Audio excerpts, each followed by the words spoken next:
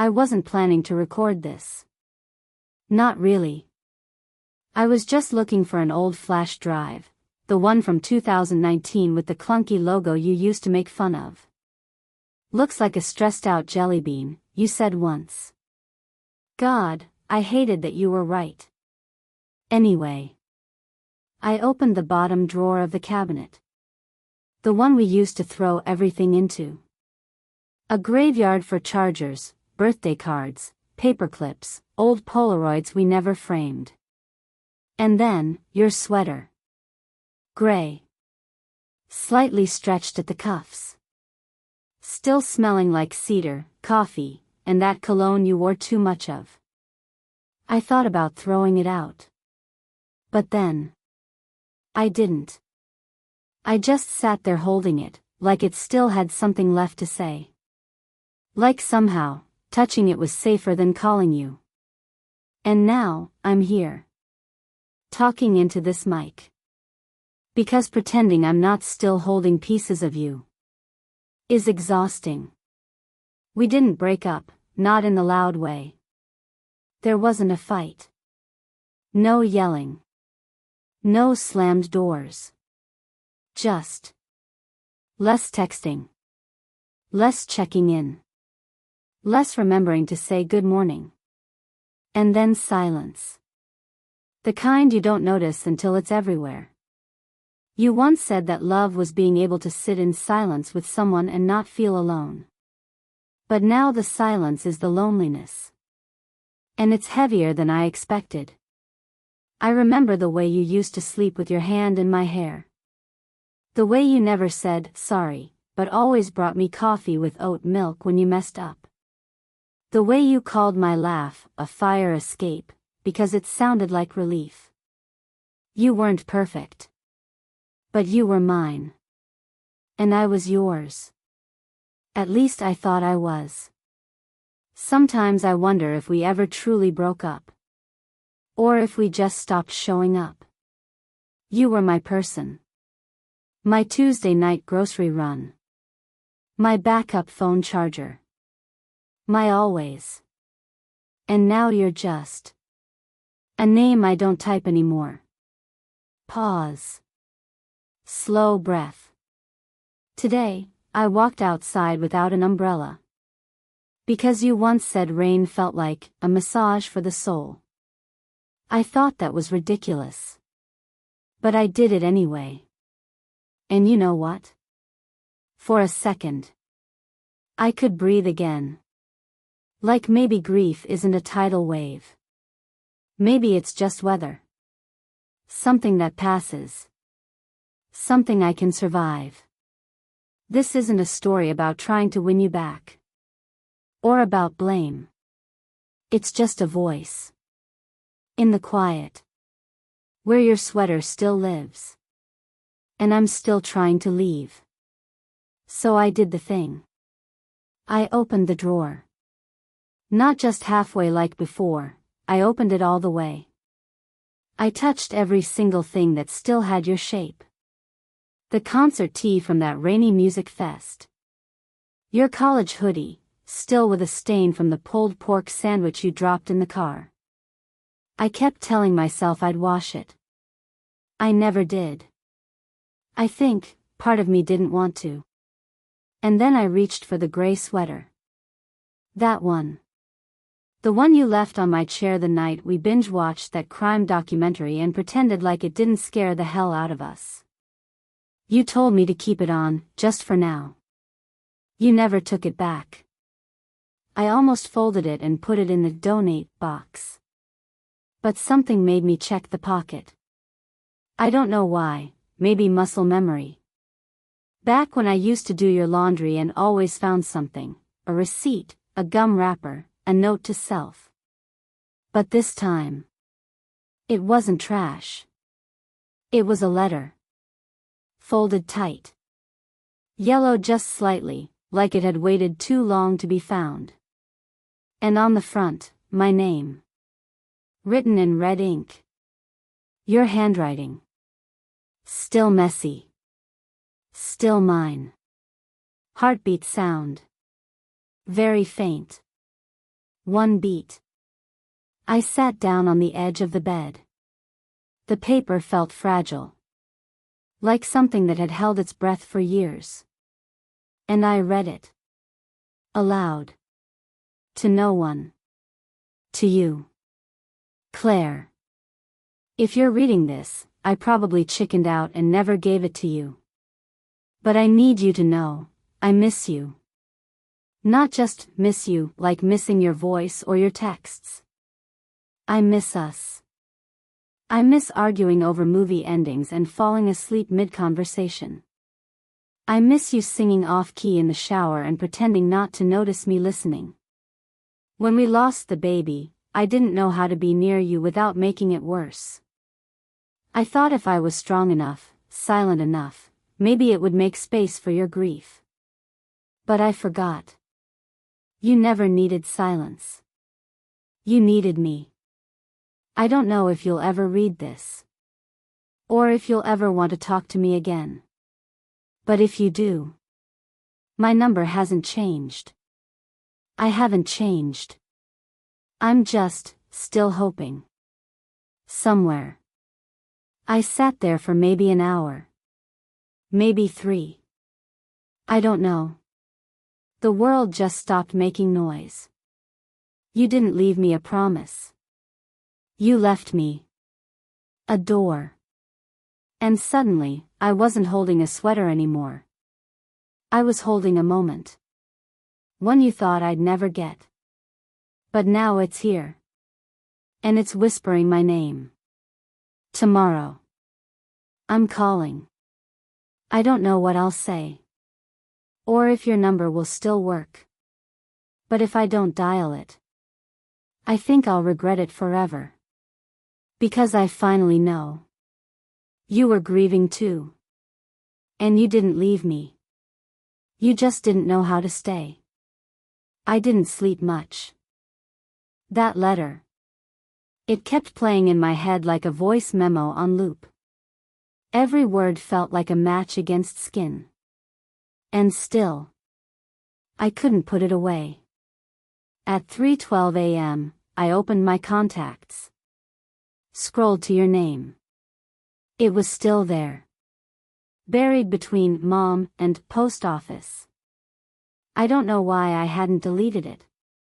Maybe some part of me always hoped. Anyway. This morning, I brewed 2 cups of coffee out of habit.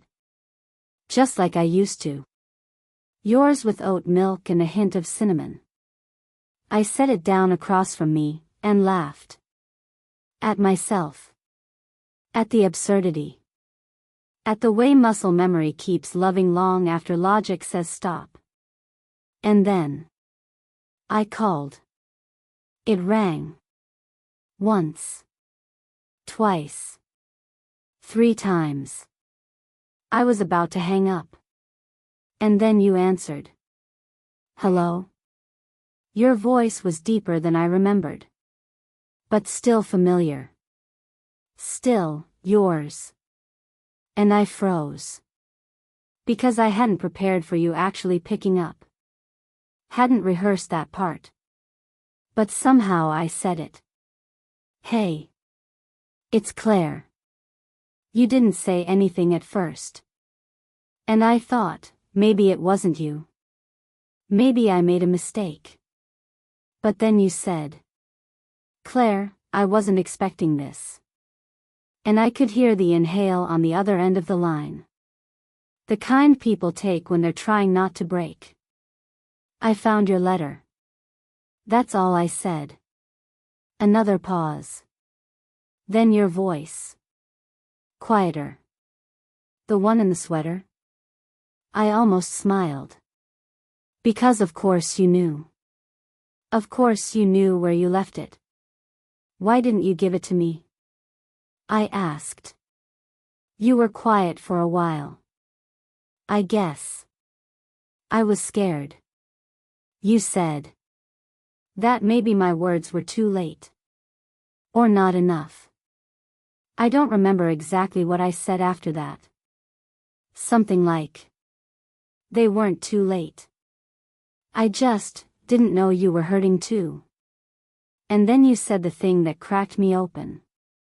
I never stopped. 3 words. Simple. Unpolished. Completely unfair. Because how do you respond to that? When your whole body wants to crawl through the phone and ask where you've been. All this time you were not stopping? We talked for maybe half an hour. About nothing. And everything. You're still teaching. Still drinking way too much soda. Still overusing M-dashes in your writing. You asked if I still paint. I told you. I started taking pictures instead. Because it felt less permanent. Like I could let go of moments easier. You didn't say it. But I think you understood what I meant. And then, before we said goodbye, you asked, would you want to meet? No pressure. No expectations. Just coffee. Like we used to do. Like strangers trying to remember how to be familiar again. And I said yes. Because of course I did. We met at a little cafe by the lake. The one with the faded turquoise sign and mismatched chairs. We used to pass it all the time but never stopped. You always said it looked too curated. Funny how grief makes you crave places that feel half unfinished. I got there 10 minutes early. Of course I did. I sat at the farthest table by the window. Watching tiny boats drift across the lake like lazy thoughts. I tried not to check the door every 5 seconds. Tried not to rehearse what I'd say. Tried not to imagine the worst-case version of you. And then, you walked in. Wearing that green flannel shirt I once stole from you for 2 full weeks. Your hair was a little shorter. Your eyes, exactly the same. You scanned the room, and when your eyes found mine, you smiled. Not big. Not cinematic. Just enough. Like a quiet, I see you. Hey, you said, pulling out the chair across from me. Hey, I said back. And just like that, we were there. In the same air again. The beginning was small talk. Of course it was. Weather. Work. Something about how the cafe charged way too much for muffins. You ordered coffee. Black. Still the same. I got tea this time. Don't ask me why. Maybe I needed the comfort of something warm but not old. We danced around the real stuff for a while. You told me about the novel you've been writing. I told you about my photo series, the one with shadows on sidewalks. You said you'd like to see it. I said you could. And then you looked out the window and said, I thought about calling so many times. Your voice cracked just a little. But I didn't know what version of me you deserved anymore. I looked at you. Really looked. And I didn't see the man who left. I saw the one who grieved beside me in silence. You know, I said, for the longest time, I thought you disappeared. But now I think maybe, we both just got lost. You nodded. Didn't try to fix it. Didn't rush in with apologies. You just sat there. With me. In that in-between space where regret lives. And that's when I realized something. We weren't broken. We were just paused. Mid-sentence. Waiting to find the words again. You asked if I remembered the cabin in Vermont. The one we never booked. The one I kept sending you listings for. And I laughed, because yes. It was all pine wood and terrible Wi-Fi. You said you drove past it once last fall. Alone. And you almost stopped. But didn't. I didn't want to go somewhere you weren't, you said. And that sentence hung in the air like mist on glass. Blurry. Beautiful. Heartbreaking. We stayed at the cafe until it started getting dark. Neither of us wanted to be the one to leave first. So I asked if you wanted to walk. Just for a bit. By the lake. You said. Yeah. I'd like that. So we did. No big scene. Just two people walking next to each other, not touching. Not yet. But I swear. Our shadows were almost holding hands. A week later, you came over. Just like that. No flowers. No, we need to talk. You brought takeout from that Thai place we used to order from when everything else felt too hard. We ate on the floor of my living room. Because you said chairs felt too formal. And I said floors are honest. And then we laughed. Like, really laughed. And for a moment, nothing hurt. After dinner, you asked if I still had it. The sweater. I pointed to the hook by the door. It was hanging there. Like it never left. Like neither of us really did. You walked over, touched it once, just with your fingertips, and smiled. Still smells like us, you said. I didn't tell you I sometimes hug it when I can't sleep. I didn't need to. We sat on the porch for a long time. Just listening. To wind. To nothing. You know, I said, we can't erase what happened. And you nodded. I don't want to, you said. I just don't want it to be the last thing. You asked if we could try again. Not from scratch. Not pretending. Just, from now. And I told you yes. But with one condition. We don't do silence the same way this time. You didn't hesitate. You said. This time, we speak. Even when it's hard. Last night, I framed the letter. The one I found in the pocket. It sits on my nightstand now. Not as a wound. But as proof.